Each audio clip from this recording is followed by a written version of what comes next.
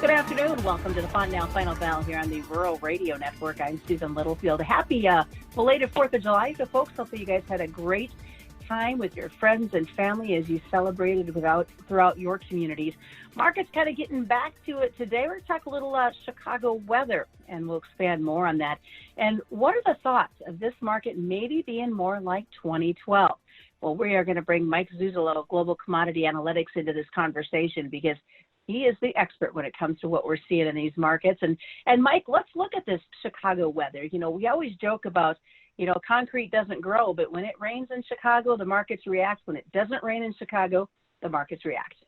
Yeah, and they're reacting very slowly too. And I think I like the way we're introing this today, Susan, with the idea of maybe this is like 2012 or similar to 2012 in terms of the fund psychology and the weather playing a bigger and bigger and bigger role if we stay drier and drier and drier. And ultimately what we're going towards is a cut in U.S. carryover to the point where maybe we can get to not only 375 December corn futures, but maybe even get a chance to get close to that $4 level.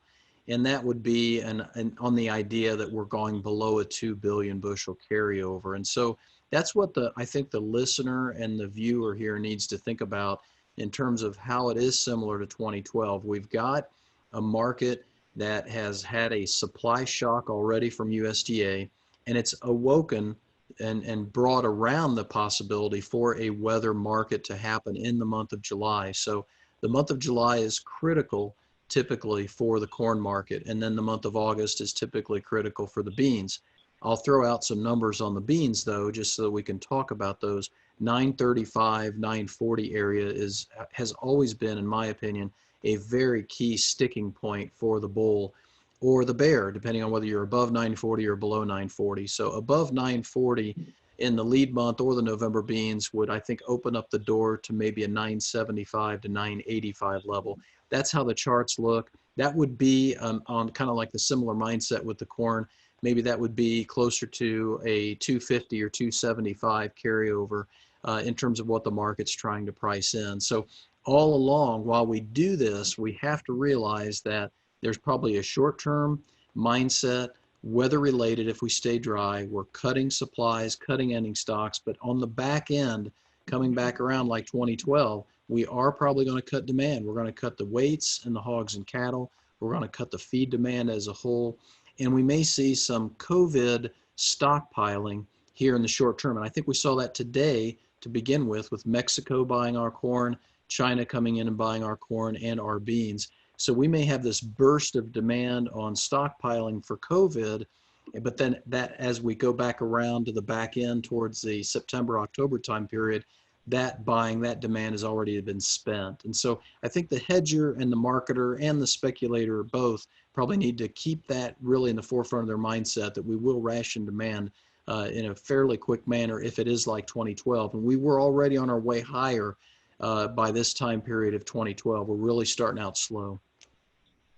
So looking at that 2012 and the comparison, do we market the same? Or, I mean, because the world isn't the same as it was in 2012, but do we kind of follow that same pattern in our marketing ideas? I think that's a really wise point because I'm looking at a 2012 December corn chart right now, and we had a very strong surge from the middle part of June up to the early part of July. We had one more big push from mid-July into mid-August, and then we got real wobbly real quick. And by the time we got to the end of September, we were back down to July 4th levels, essentially back in 2012.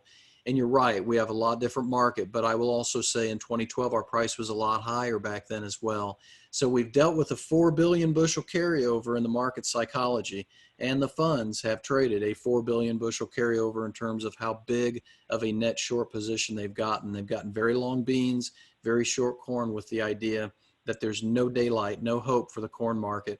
Another 10 days from now, clients from essentially Quad Cities all the way down to Effingham, Illinois, and even south of there in kind of a diagonal fashion or diagonal move on the map are telling me they are going to have substantial yield losses because pretty much everybody around the country will be in full tassel at that point. they are much like us in Kansas and Nebraska right now. They no longer are getting mid to upper 70s or low 80s for temperatures. They're in the low to mid 90s. So they are going to hurt if they don't get rain in the next 7 to 10 days, and probably hurt to the point where it can't be helped even if rains come as we get into the end of July. So probably extend the gains a little bit farther past that 2012 time period. I think it's sometimes very easy to not look outside your box, shall we say, Mike, and say, well, God, my crops look great. I went half a county over, their crops look great. But you get 2-3 counties away from where you're at, and things aren't as pretty as what they might be just in your backyard. Yeah, and I think this is especially, and I'll blow it up a little bit more in the time we have left. I'll blow it up a little bit more and say this is where the WASDE report comes in, Susan. What happens if China really does need to buy corn? What happens if Europe really does have a shortfall in the wheat supply? What happens if Brazil and Argentina are essentially out of corn and beans? These all matter again because of the USDA report, followed by this weather. So it's a real interesting dynamic that we would not have been talking about had we not had that massive shift, that historical shift in the acreage report. Well, stick around. We've got a lot more to talk about, and I know we've got just a few seconds here before we go to break, but I want to expand more when we come back about COVID, what you're seeing with the buying, and now all the talks of aluminum and Canada and a tariff possibility. Is that going to have an effect on what we see with our crops? Well, stick around, folks. We do have a lot more coming up. Kind of hinted a little bit as to what you can expect when we come back on part 2 of the Final Bell for this Monday. Mike Zuzolo is joining us. He's with Global Commodity Analytics. And just remember, things might look good out your back door, but for many folks, as we're hearing reports, not a pretty sight for some.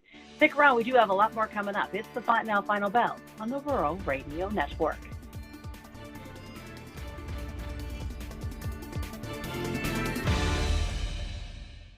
Well, welcome back to the Final Bell here on the Rural Radio Network. I'm Susan Littlefield. We continue the conversation with Mike Zuzolo of Global Commodity Analytics. And before we left, we were talking a little weather, a little demand that's out there. And I was looking at maybe start with USMCA, because we know last Wednesday it went into official. But then we saw some discussions that our president is going to put a tariff on aluminum with Canada. And then the fact that there's going to be a little bit of a celebration this week. Coming from the Mexican president joining our president in Washington, D.C., and hopefully Justin Trudeau will be joining as well. So a lot of interesting dynamics to put into a pot on a Monday.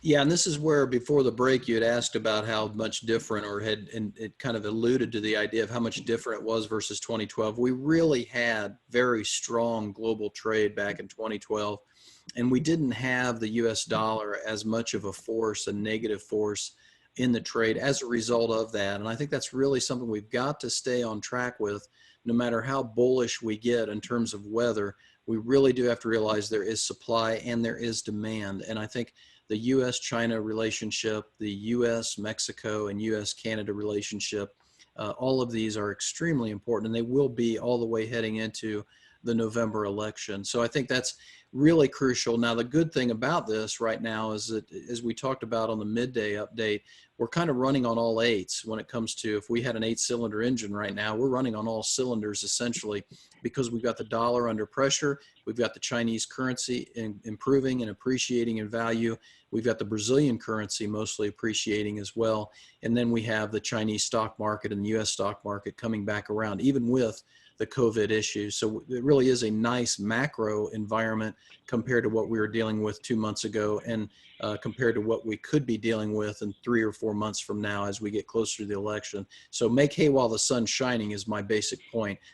The other thing too is the hospitalizations for COVID. I think we have to talk about that, especially when we talk about the meat market, Susan. It's real crucial. Now that we've gotten into the July 4th holiday and post July 4th, we're not doing what we need to do as far as opening this country up in some of these major population areas. Some states like Virginia are actually having record low hospitalizations, but Texas just broke with the brand new record high hospitalization. Arizona, California may be ratcheting down again. I believe Texas is only about 8 cases away in terms of new hospitalizations per day on a 7-day rolling average from walking back a lot of their things they did to open up in response to the COVID getting better. I think Florida's right there with them. So we've got a real issue demand-wise, food consumption-wise. And as you know, a person that lives in a community with a college in it, we are getting more and more nervous as college gets prepared to get started that the physical location is not going to be nearly as full as what it could be. And I think those institutions are massive when it comes to the red meat consumption that we pretty much bank on year in and year out. So we've got to watch that meat market in the short term even more closely than the grains, if you ask me. So is that going to make the proteins a little bit more nervous as we continue into this month and beyond? It is, especially if we lose the stock market. I think the stock market would make a high probably this month, if I had to guess, based upon some of the charts and some of the fundamentals I'm looking at. Remember, the unemployment aid ends at the end of this month unless President Trump and the Congress can come together when they come back from recess and put out a new stimulus package. But the stock market's already trading that, if you ask me. So yeah, I think you're really in a key area. And I'll give you a couple numbers. As far as the cattle, a key support level is the 100-day moving average in lead month futures of 99.50.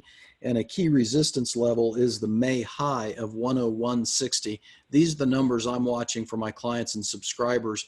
If we lose one of them in terms of support, I'll make some quick hedges, kind of like what I did with the bean puts. Just get a floor underneath me in case we really unwrap the longs here. If we can get above 101.60, which is the May high in the front end cattle, then we should be able to get up into the mid 105, 106 level.